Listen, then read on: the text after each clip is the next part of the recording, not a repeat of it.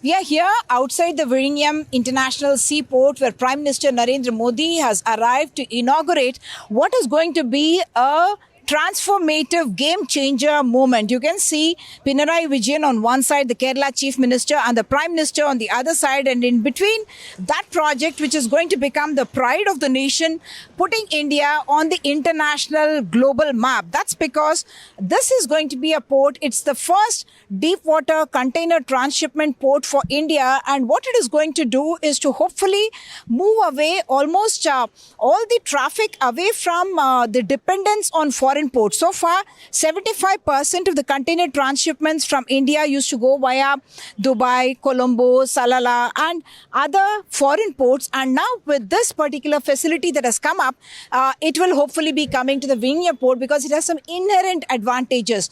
Just 10 nautical miles away from the international shipping routes that connect to Europe as well as Southeast Asia, the Far East, as well as the Persian Gulf, all those routes. I'm going to talk about the political significance of what is happening and ask Babu to show you the very interesting visual of the left flags and the BJP flags standing there together. And you also have a poster of Pinarayi Vijayan here and the Prime Minister as well on the other side. One side, Pinarayi Vijayan is standing tall. On the other side, there's the Prime Minister Modi who is standing tall as well on the other side, if we were to show you that. What that signifies is that at a time when India is talking about a Viksit Bharat, this is going to be one of those projects in which the states are coming together with the center to put India on the global trade map. And if I can just look around, you can look around and see all these people have gathered here. Of course, people have not been allowed because of security reasons, and not much of people are going to be part of this movement because this is happening inside, and the Prime Minister will be actually inspecting the almost semi-automated kind of operations inside.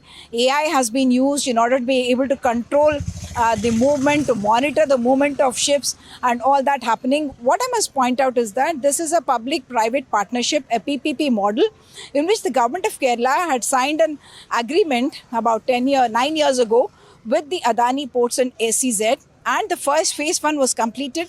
Trial operations began in the month of July, and commercial operations actually began in December, and 5 months later, we are having the Prime Minister dedicate this very important facility to the country. 3 things here.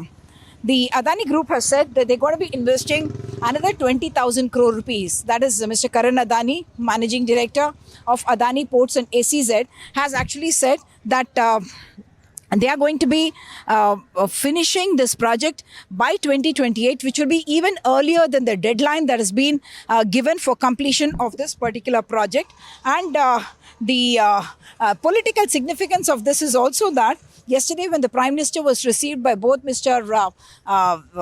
Shashi Tharoor, who is a Trivandrum MP, as well as Kerala Chief Minister Pinarayi Vijayan and others, what it showed was that there was an LDF, there's a UDF, and there is the NDA at the center, all of them coming together for a political purpose. Of course, being a political commentator, I must also point to you that the warmth or the body language of Mr. Shashi Tharoor when he met with the Prime Minister was something that was observed quite closely by people, because in the recent past, he has been making comments that suggest that he is talking in favor of the government, not critically, but talking, praising the government and the Prime Minister on multiple issues, whether it is the vaccine Maitri or several other measures that have been taken by the NDA government.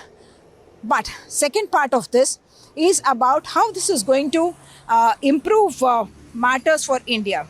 So far, 75% of the transshipments, as I said, the container transshipments were going from the other foreign ports, and now the idea will be that you will be able to handle all of that at this port. At least that is the motive or the logic. And if so far Indian ports were losing some $200 to $220 million every year because of the use of international ports, and on each container the exporters or the importers were losing more than $100 each. Now all that money can actually start coming to India. So in terms of logistics, in terms of supply chain management, in terms of investments, in terms of economic growth, this port is going to be a game changer, not just for Kerala, but for India as well, because this is something that's going to connect India to Europe, ports in Italy, Spain. We are now expecting that ships that come in from Singapore will stop at Vizhinjam and then move on to the European countries as well. So the distance is a big factor. The natural deep waters that you have, about 20 meters, means that you can have very, very big ships coming in here, container ships coming in here, and we'll be able to use this port for transshipment as well. And we also already had the first of them coming in the month of July, and then the biggest of them also coming in here and docking, to show that the capacity here is much better than even other international ports that we have spoken about. On the domestic front, this port can compete with Tuticorin and Kochi. And on the international front, of course, we already mentioned Colombo, Salalah, Singapore and others. 30% of the international trade actually happens on that very important international shipping route, and that is the route that this port is very close to, and therefore it's going to bring that much of an advantage, economic advantage, to Kerala.